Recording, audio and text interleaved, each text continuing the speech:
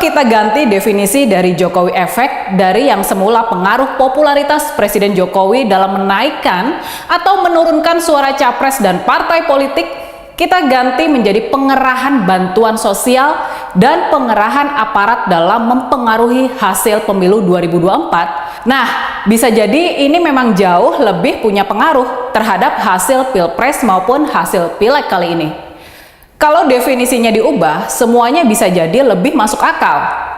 Sudah bukan rahasia umum lagi, sudah terlihat dengan sangat terang benderang soal pembagian bansos di daerah-daerah elektoral Mas Ganjar untuk mempengaruhi preferensi pilihan masyarakat di Pilpres tahun 2024 ini. Dan sudah jadi rahasia umum bahwa dalam Pilpres kali ini sudah terjadi pula pengerahan aparat untuk menekan warga dan ikut mempengaruhi hasil Pilpres. Dan yang terparah nih, ini yang paling parah. Sebagaimana pernah diungkap oleh mantan anggota DPR RI Akbar Faisal di sebuah acara televisi, kali ini praktek money politics bahkan sudah dilakukan secara masif dan terang-terangan, sehingga pemilu tahun 2024 bisa dianggap sebagai pemilihan umum yang paling kotor yang pernah terjadi di Indonesia. Bila kita mempercayai 3 jenis pelanggaran pemilu yang dilakukan pemerintah tersebut benar-benar terjadi, maka bisa jadi kita sekarang bisa lebih memahami hasil dari pemilu yang sudah terjadi, baik di Pileg maupun di Pilpres. Semuanya jadi lebih masuk akal. Kita bisa paham bahwa tekanan terutama terjadi kepada para pemilih Ganjar Mahfud yang memang sudah menjadi target untuk dihancurkan. Jawa Tengah, Jawa Timur, dan Bali, 3 basis kekuatan Mas Ganjar dan PDI Perjuangan menjadi daerah yang paling diserang, dan makanya suara Ganjar Mahfud yang paling anjlok juga. Dan kemudian dari cerita-cerita di lapangan pula, cerita-cerita di basis PDI Perjuangan, kita tahu soal adanya perlawanan di tingkat bawah, dan pada akhirnya tekanan hanya dilakukan untuk mengalihkan suara rakyat dari paslon 03 ke paslon 02. Sementara untuk pilihan Pileg, warga diberikan kebebasan untuk tetap memilih PDI Perjuangan. Karena itulah kita bisa melihat mengapa suara PDI Perjuangan bisa bertahan di angka sekitar 17% suara, hanya turun sedikit dari Pileg sebelumnya.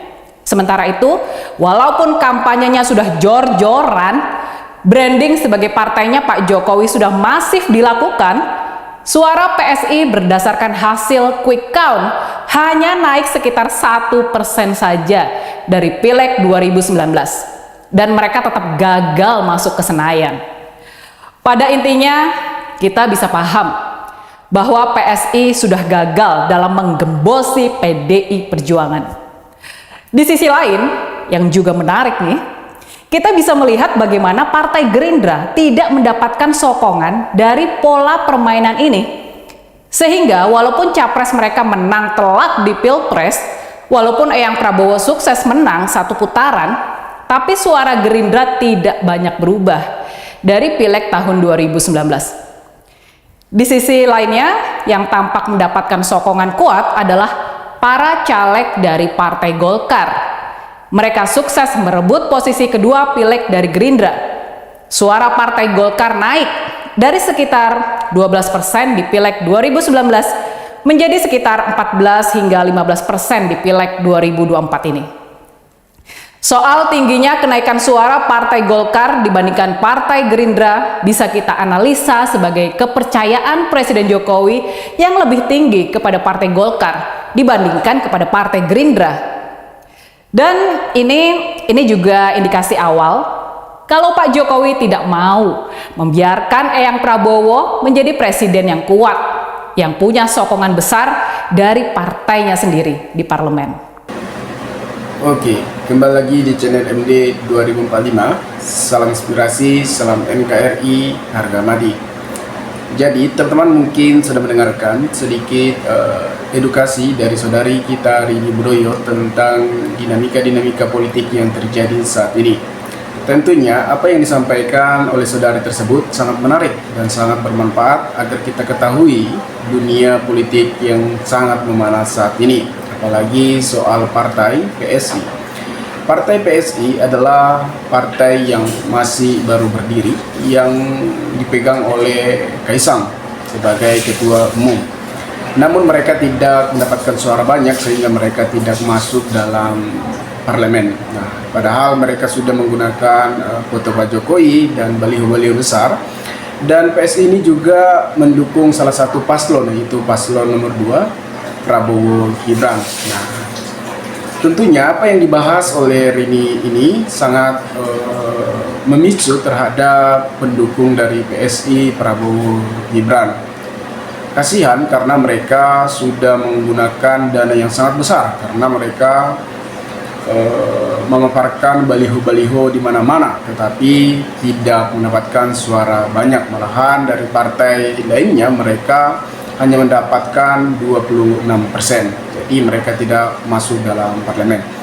Jadi kalau kita lihat memang secara politik, kalau kita lihat Kaisang masih baru bergabung sebagai ketua partai. Dulunya kan Kaisang adalah sebagai pengusaha kalau tidak salah, namun langsung terjun sebagai ketua PSI. Nah, jadi kita juga heran kenapa Kaisang bisa menjadi ketua PSI padahal masih baru terjun ke dunia politik. Kalau bukan tanpa Jokowi, tentunya mereka tidak bisa jadi apa-apa kalau menurut saya, teman-teman. Karena mereka menggunakan hal cara menggunakan jabatan seorang Joko Widodo. Dan Prabowo Gibran pun menggunakan atas nama Pak Jokowi, dan ini menjadi salah satu kepanasan dunia politik dan kontestasi Pilpres di tahun 2024 ini.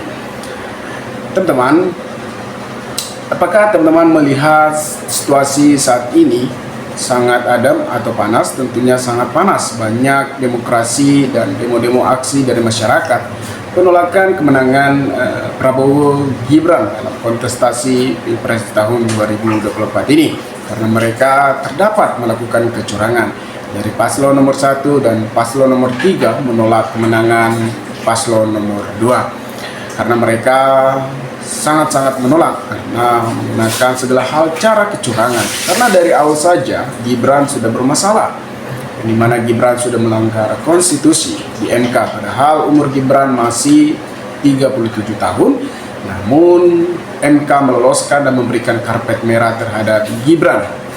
Nah, kenapa bisa lolos? Tentunya karena adanya cawe-cawe Pak Jokowi dan Anwar Usman. Anwar Usman ini adalah sebagai adik ipar Pak Jokowi atau paman dari Gibran. Dan mereka juga sudah diberhentikan. Usman sudah berhentikan karena sudah melanggar kode etik MK. Dan MK seharusnya sebagai wasit, bukan sebagai pemain.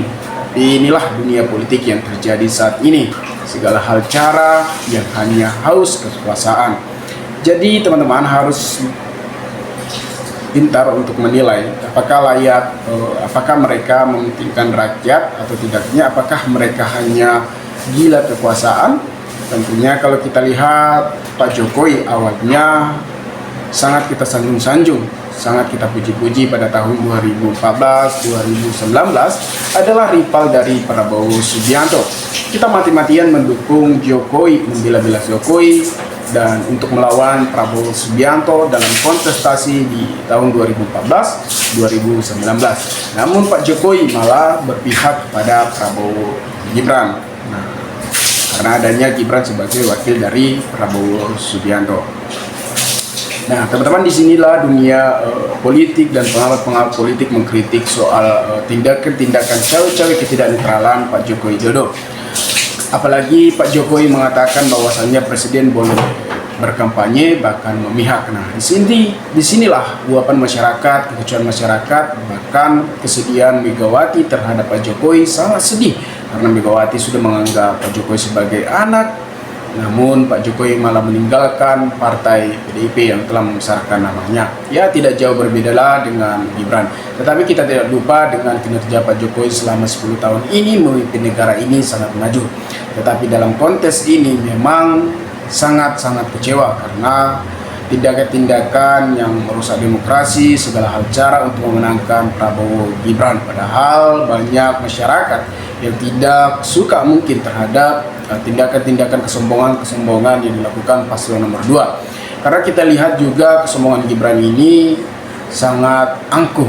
Ya wajar saja karena masih muda, belum bisa mengontrol emosi. Karena tidak jauh berbeda dengan Prabowo Subianto yang suka marah-marah, yang suka emosian. Karena kita lihat di saat debat kemarin juga, mereka sangat emosian dan tidak bisa mengontrol karakternya sendiri. Jadi teman-teman, apakah kita meminta pemimpin seperti itu? Tentunya tidak. Karena seorang pemimpin harus bisa mengontrol emosinya dan sikap dan memiliki karakter yang sebagai contoh dalam bawaannya. Jadi kalau misalnya pemimpin emosian, bagaimana nanti diperhadapkan masalah kecil di berbagai daerah? Karena pemimpin tentunya harus mampu untuk mendengarkan suara rakyat di berbagai daerah. Kalau secara fisik saja memang Prabowo, saya tidak yakin bahwa beliau mampu untuk datang di berbagai daerah untuk belusukan mendengarkan suara rakyat. Nah, Pak Jokowi juga pernah memberikan pesan kepada kita, jangan pilih pemimpin yang hanya duduk di AC, tetapi pilihlah pemimpin yang mampu untuk mendengarkan rakyat. Apakah yakin Pak Jokowi mendukung Prabowo Subianto? Tentunya tidak, karena adanya Gibran. Karena Pak Jokowi dulu kan meminta kepada Bu Mega untuk ikut dalam kontestasi Pilpres di 2024 sebagai 3 periode, namun Megawati menolak karena Megawati taat konstitusi.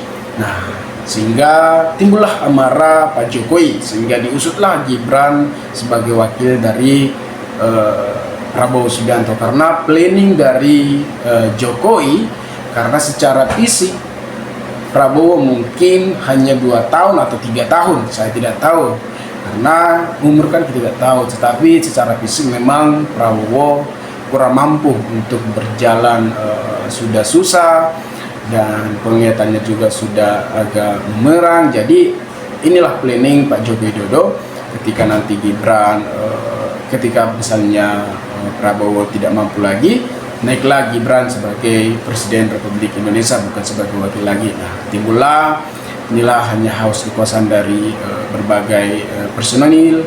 Jadi kita harapkan pemimpin yang memang mementingkan rakyat, mementingkan negara untuk mewujudkan Indonesia emas di tahun 2045. Nah, teman-teman dimanapun Anda berada, maka berikanlah tanggapan teman-teman, kolom komentar, agar kita bisa saling tukar pikiran satu antara lain. Salam inspirasi, salam NKRI, MD 2045 melaporkan.